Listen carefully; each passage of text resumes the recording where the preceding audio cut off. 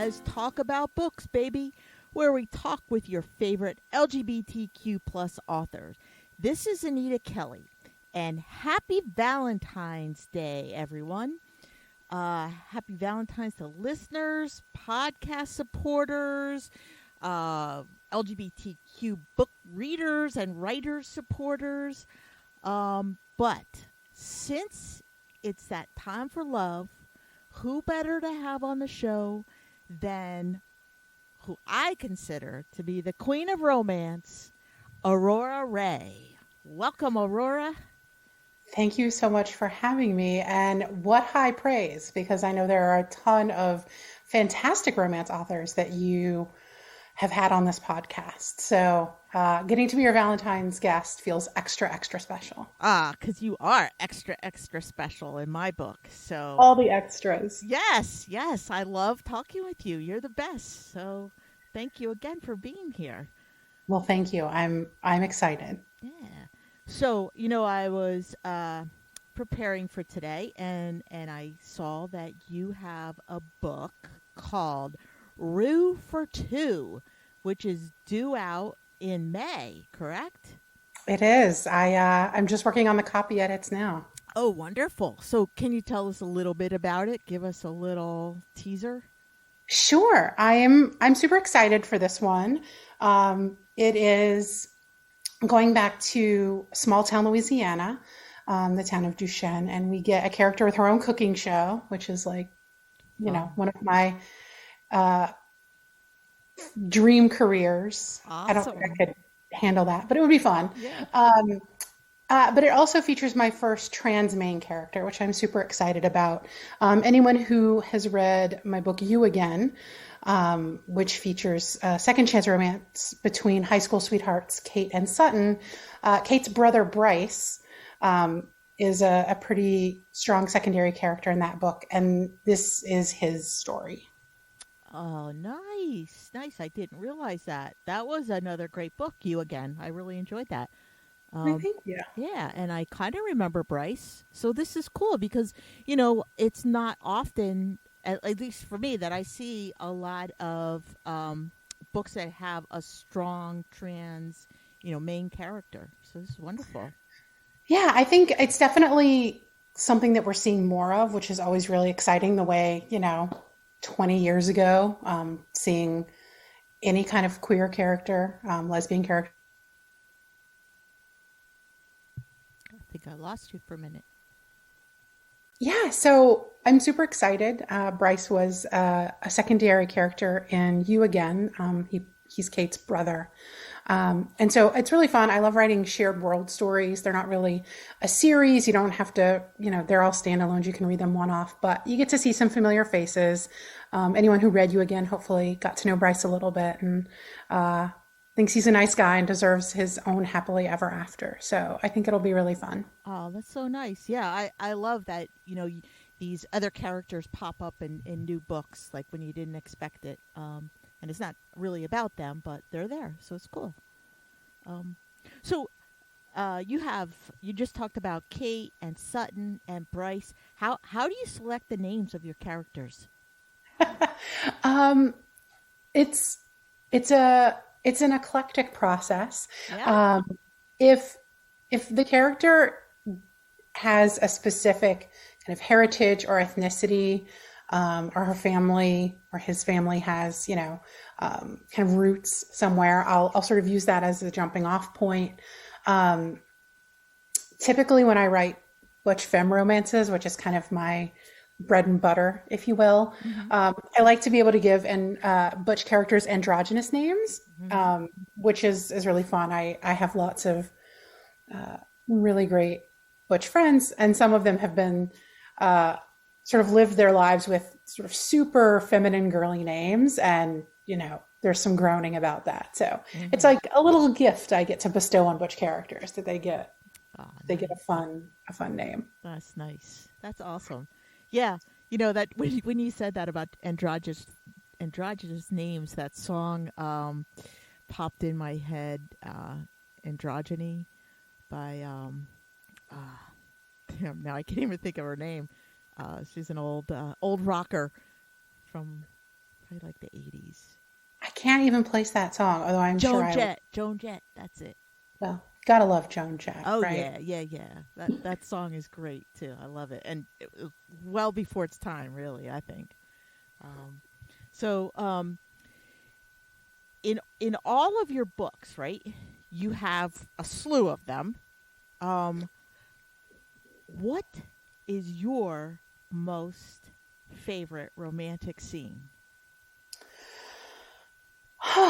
That's such a hard question. Is it? Yeah, I mean, I think you try to give, or I try to give every book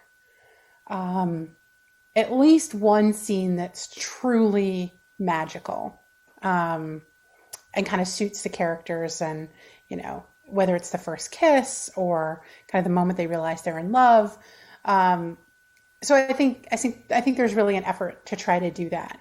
But I have to confess, I was actually just flipping through The Last Place You Look for something else, and I was reminded how kind of personal that story was to me, and at a particular time in my life, but I think really universally in terms of what I personally crave in a romance, in a partnership, in sort of a setting.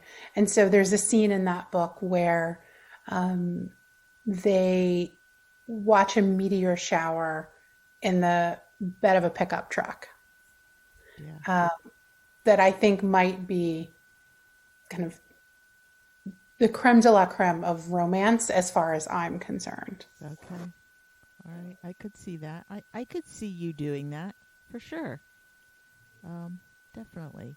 And you mentioned that book, and like I could see you in that whole like scene, like that whole scenario, like the setting, I guess. It just seems like that would be you. Oh, thanks. It is an upstate New York summertime book, which is, kind of a magical time and place to Yeah. be. And on this, frigid January day, I definitely find myself thinking about those summer nights. Yeah. But it's February.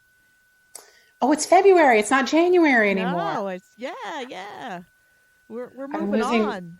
I'm losing all track of days, times. It's not spring break yet. That's No. how there's New Year's and there's spring break, and everything else in the middle is a jumble. That's what happens when you work at a college. I remember those days. Everything was geared around the breaks.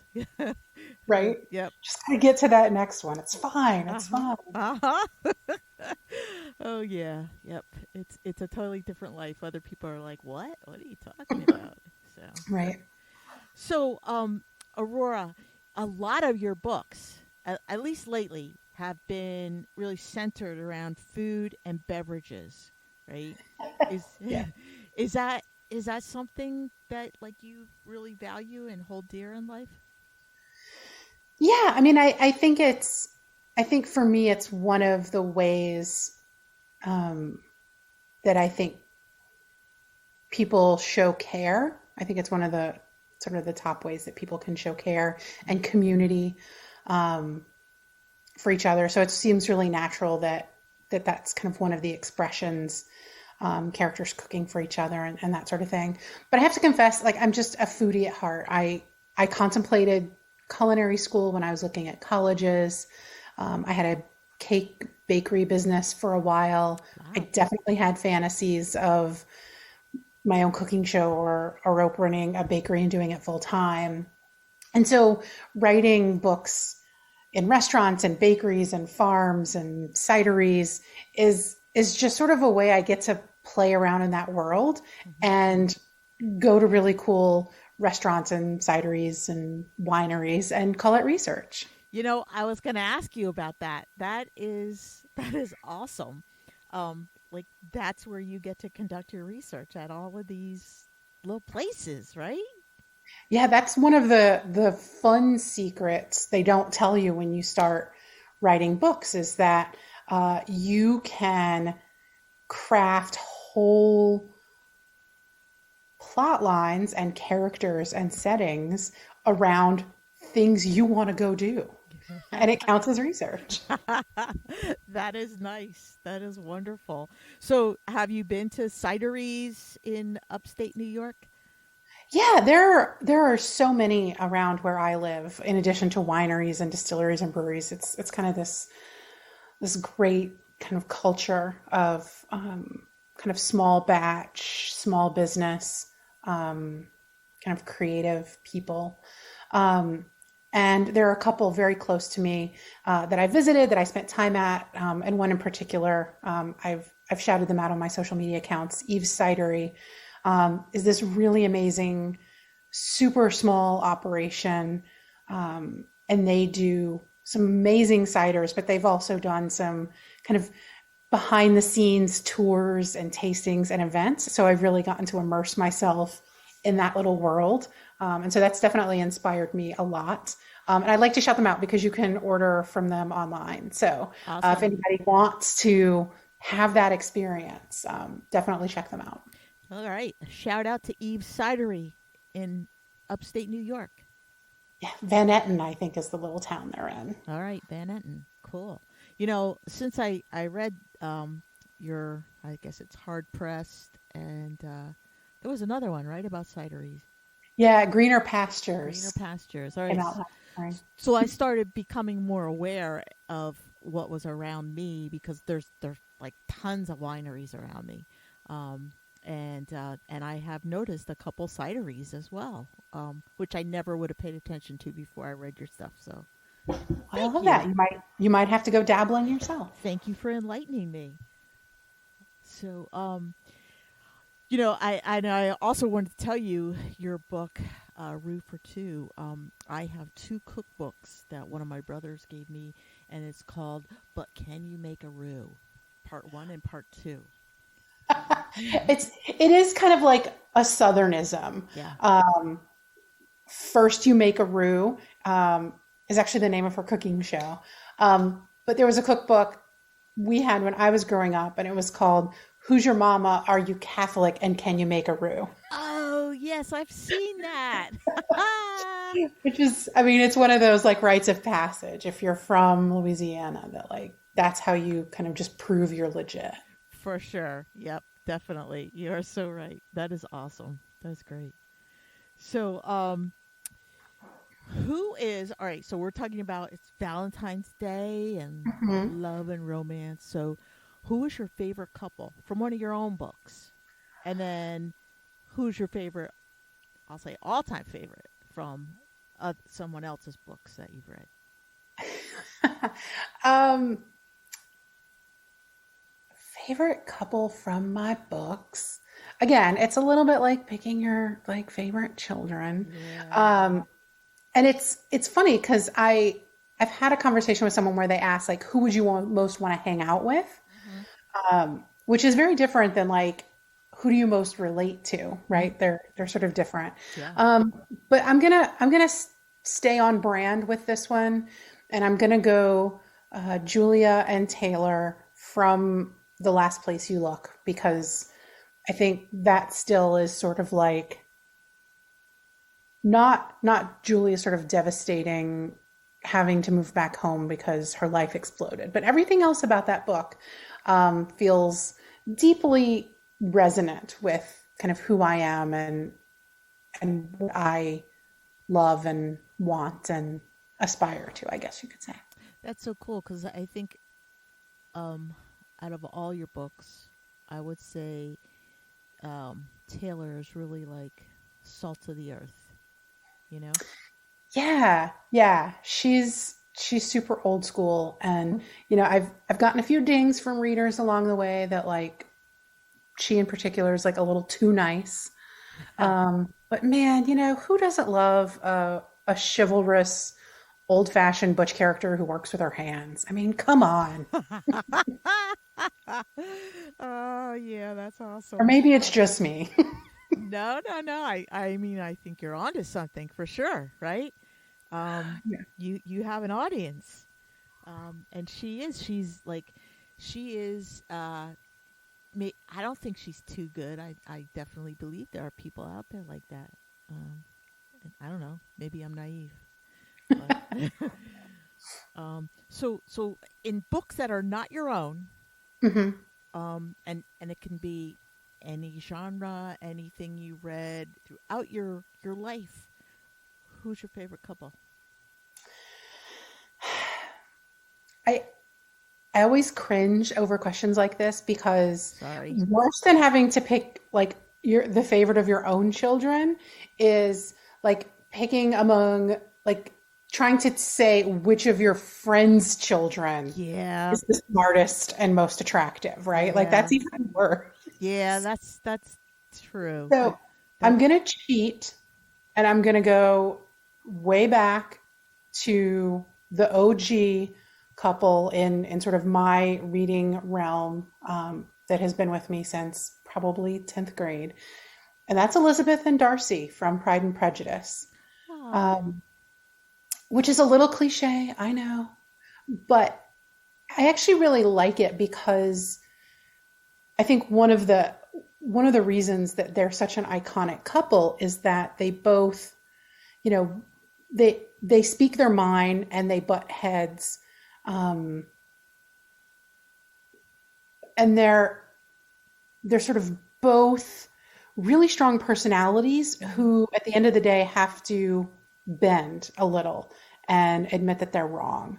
Um, and I think I love that. Not because I think because I actually sort of aspire to that. I tend to be a little bit of a yes person, and that's gotten me into trouble in life. sure it Uh, can, and so but there are good uh, aspects of that too. there are, there are, um, you know, this is what happens when you talk to a psychology person slash podcast host.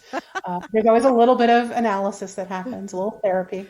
Um, It's all good. but yeah, so I think one of the things that makes them so magical is their arc as individual characters and as a couple. So Hmm. yeah. Okay, that makes sense to me. Uh, Um, do you believe you use that, or any of your characters kind of aligned with them, with Elizabeth and Darcy? I've not written like an homage to that story. I know a lot of people do, Hmm. Yeah. inspired by, and I haven't done that. Might one day because who can resist? But I think I use those characters when I'm really trying to channel strong, kind of fiercely opinionated, independent characters because that's not necessarily my own nature, but I don't want to always write characters that are my nature. Um, and so looking to really well developed characters that other people have done can be just sort of like a lesson in how it's done, if you will. Hmm. Yeah. Yeah. Definitely. Um, so, what was the first book that made you cry? Real tears of Real joy or tears. sadness? When I read this question on your list, I laughed because um, there was probably something like, uh, along the way. Um, but the one that immediately came to mind Hmm. was um, Too Young to Die, which you've probably never heard of, No. but was a YA book that I read probably in like fifth grade, right? It was probably geared for high school students, but I read it in fifth grade, Hmm. and it was um, a like a high school couple, and I don't know, like, spoiler alert. Hmm. Um, the boyfriend is in some kind of car accident and he's in a coma, and he dies at the end. Like he doesn't come out of it and they live happily ever after. He dies, and I Wow. remember like fifth grade me being like really devastated by both like the idea of like someone teenage years, like that happening, but also I think I was a budding romance reader. I felt like I was sold a bill of goods, Yeah. right? The contract that romance writers and readers make is that you get a happy ending. Yeah. And I think even before I started reading romances, I was like, Yeah, no, where's my happy ending? I deserve that. That's what I paid probably $2.99 for back in the day. Maybe that's what you were crying about, really. I was like, hey, this isn't how it's supposed to go. Yeah, yeah. I remember I was like, this is a tough question. And I was thinking, well, how would I answer this? And I was thinking, I think it probably would have been like Brian's song. Oh, yeah. I probably should have just said Little Women, right? Like that's probably I didn't cry over that. Did you cry over that? yes. Did you? Yes. Okay. Doesn't everybody? I didn't. No? No, I'm heartless. I did not. Although I also can no, probably before that, I definitely also cried over Charlotte's Web. Oh, okay. Yeah, yeah. So, I Yeah. mean, how far back are I we can going? understand that. Yeah, yeah, right. The king, the mice, and the cheese, too, you know? Oh, Dr. Seuss. man. So, hey, Or The so, Giving Tree, like that book. I think those oh, were like angry tears, oh, like yeah. Yeah, selfish little kid. yeah. That was rough. That was Okay, I'm rough. gonna stop now because we could Okay. do this for an I hour. know, I know. I was just going to say, and Paddington always makes me sad, the poor little guy. Yeah, yeah. So, and Paddington is like he's iconic. He's just awesome in my book. So, Yeah, yeah. so I want to ask you, a lot of your books, right, lately have been centered around food and beverages. So let me ask you, if you were on a desert island, Hmm. aside from food and beverages, Hmm. what two things would you want to have with you? So it's a trick question, Is right? it? Yes, because like, my default answer, I mean, assuming your answer isn't like a cell phone to call for help, like, can I have like, I want a laptop to write, but then that would run out of battery. I want a pen and paper, but I would probably use it up really fast. So could I have like a whole ream of paper? Yeah, And would that be enough? And like a pen that would never run out of ink? yeah. Um, Or Staples. or This whole store. like a store, right? Just Yeah. a store that Yep. I can. So I'm being probably a little too literalist, but I do come from a long line of engineers, even though I was an English major. Uh-huh. And so I'm very quick to get in the weeds and the practicalities of like how that would work. Ah, okay. Okay. But assuming it would be an infinite supply, I think pen and paper, because then you can write stories. And if you're there for forever, you forget about what you wrote and then you have something to read as well. Oh, So there you go. It's twofold. it's a twofer. Yeah. Nice. Nice. Okay. All right. It wasn't a trick question, really. No, I think it's a fun party game kind of question that you learn a lot about people. But I think what I learn about myself is that I'm very quick to get in the weeds of things Yeah. rather than like the nice big picture. Uh, Yeah, it's a tough question. It really is.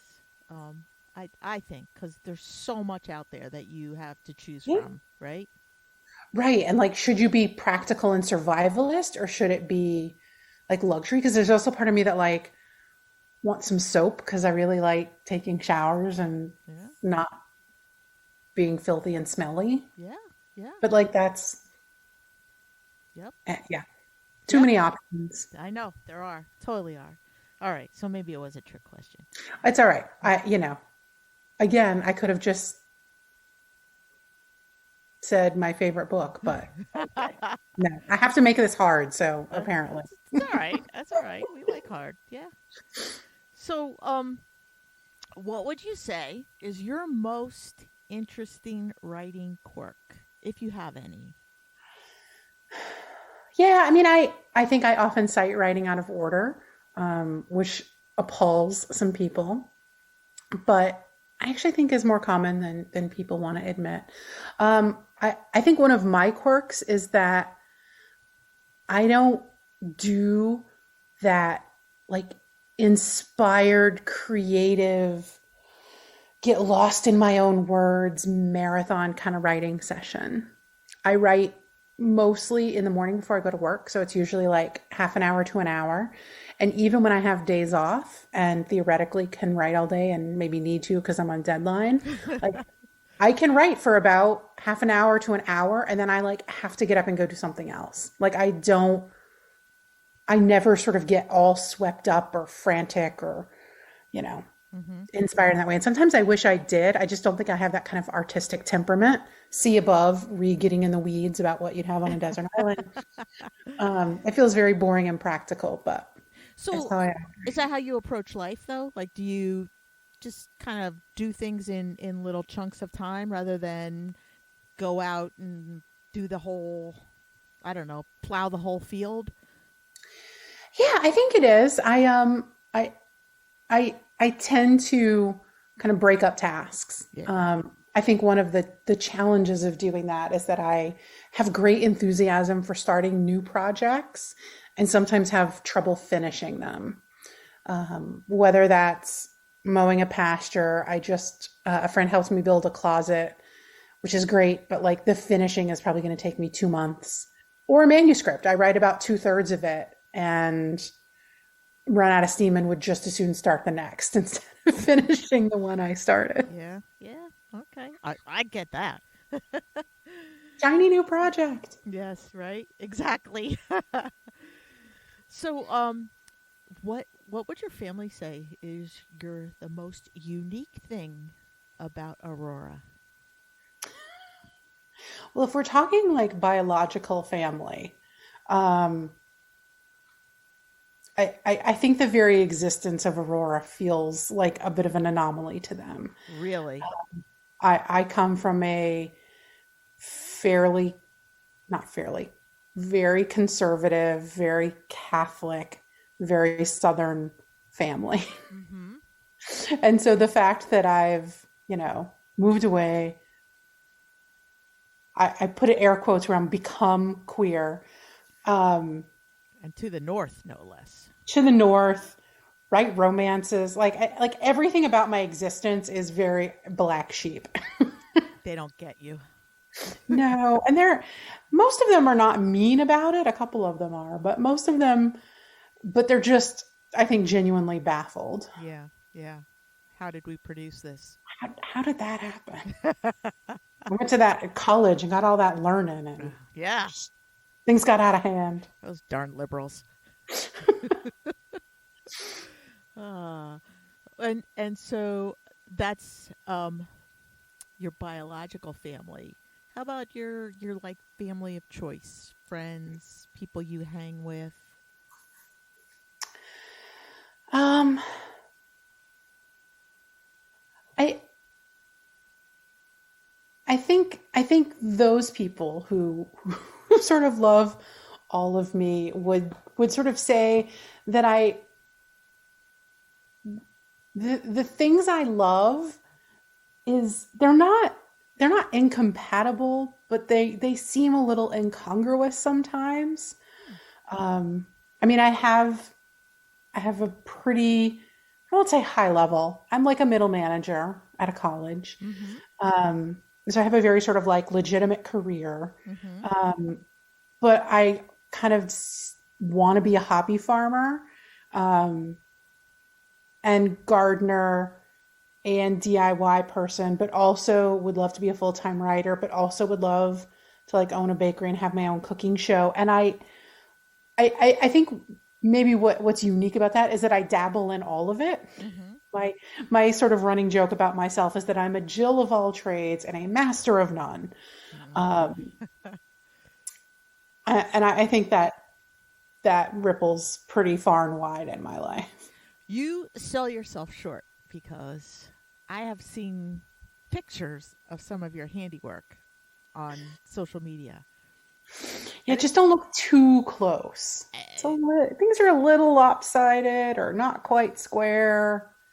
looks good It's to fine. me. Good enough, right? Like I am one with good enough. Awesome. I love good enough. I love good enough. Yep. Perfection is just something I can never achieve. True story. Yeah, yeah. Look at us being all deep in therapy again. I know. How about That's why I love this podcast. that?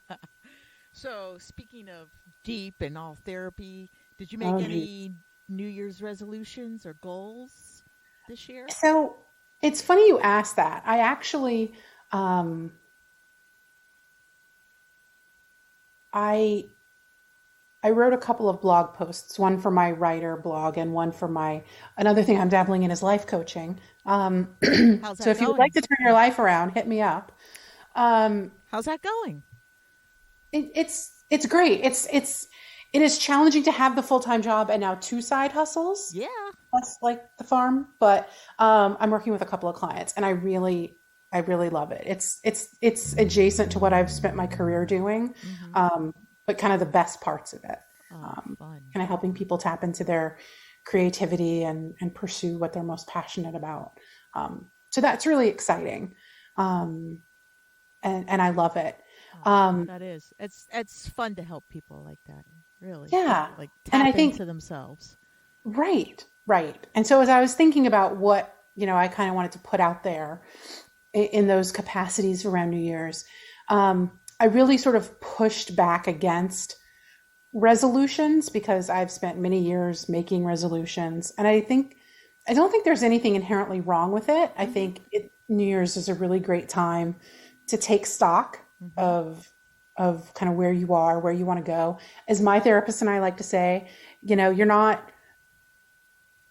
starting for over, you're just correcting course maybe. Yeah. If you feel like you've just kind of drifted a little bit away from kind of your truest self and what you want to do. Mm-hmm. And so for me, the resolution was to um, actually not let New Year's resolutions turn into like an extra big to-do list, Yeah. but to actually take that step back, do that kind of taking stock, and to think really big picture and to dream big, bold, audacious things, Cool. and actually not let myself get too bogged down in the logistics of how I'm going to make it happen. The engineering stuff. Right. Yeah. Wow. That's great. That's like it's not, like I'm going to do this, I'm going to do that, but it's really a more global refinement of how you operate in life. Yeah. Yeah. The big and much scarier than I think we want to give it credit for. What do you want? Question. Mhm. Um, You want it all. I don't want it all. You No? can't have it all. So you have to think about like, what do you really want? Mhm. And not to go, too far down that path. But like for me, thinking about, I've made a conscious decision to not, to sort of curb any ambition I have with regard to my kind of traditional professional career, right? Mhm. I've been in my current role for almost, well, it's grown and sort of expanded a little bit, but I've been kind of at my current place for almost 10 years. And by rights, it would be very reasonable to look for like, what's the next step up the ladder? Yes. And I've chopped that off and said, nope, that's actually not in support of the life I want. Okay. I'm going to put my energy in other directions. Mhm. So Yeah. That's great. And you already have like different irons in the fire already. yeah, it's fun. Yeah. But then, you have to be willing to sort of give stuff up. You get, you know, Yeah. we have identity and ego all wrapped up in some of those things, and Oh you have yeah. to sort of be willing to let that part of it go Oh too. yeah. You know it for sure. Yep. Oh, well, that's great. That's great. And I totally agree with you. Like I don't set like resolutions because it's like a setup for failure for me. Mhm. So I like to think of, all right, what are some of the things I want to maybe change? It's like let's hit the reset button and Yeah. and Yeah. yeah, so and it gives it a whole different meaning, and then I take the pressure off of myself and say, oh my god, I didn't work out 5 times this week, or like stuff like that, and it's like, no, no, no, no, that's not what it's about. Yeah.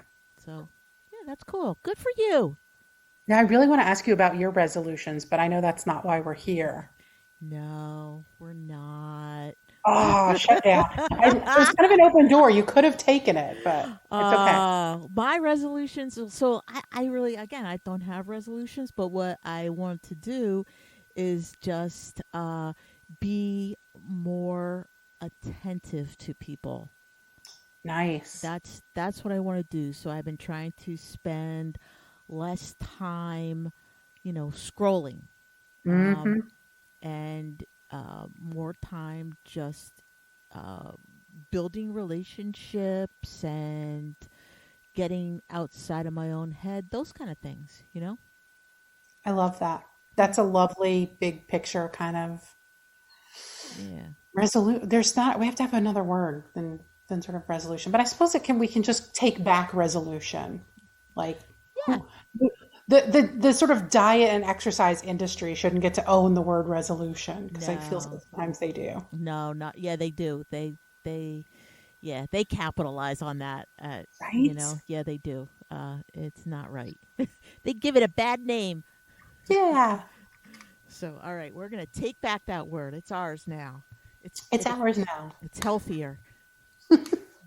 So, well, thank you, Aurora Ray, for being on the show today. You are always a pleasure to talk with. You are welcome back anytime. And just want to ask you if you have any parting words for our listeners. Well, I feel like I should say thank you for going on that very meandering journey that we. I can't just answer your questions. I have to I wax will poetic meander about. with you anytime, Aurora. I love it. Yeah. But no, I will sort of.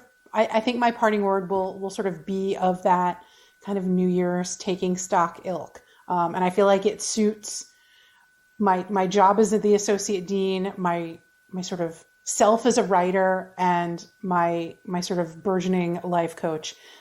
What do you want? Like, let yourself really ask the question and care about and be invested in the answer, Mm-hmm. whatever it is, because it's very easy to get lost in the noise of what everybody else wants or expects or needs. What do you want? So true. That's very true. Great words to live by, right? Yeah. So is every day. Yeah, especially those of us who are like Southern and like focusing on our own wants is like the cardinal sin, right? Taboo. Yeah. Totally. Yeah. Sorry. Again, I'm meandering. I'll stop. That's Thank you for okay. having me. It's great. No, no. I love having you here. Thank you. Yeah. But that's all the time we have for today. I'm Anita Kelly, and thanks for joining Lez Talk About Books.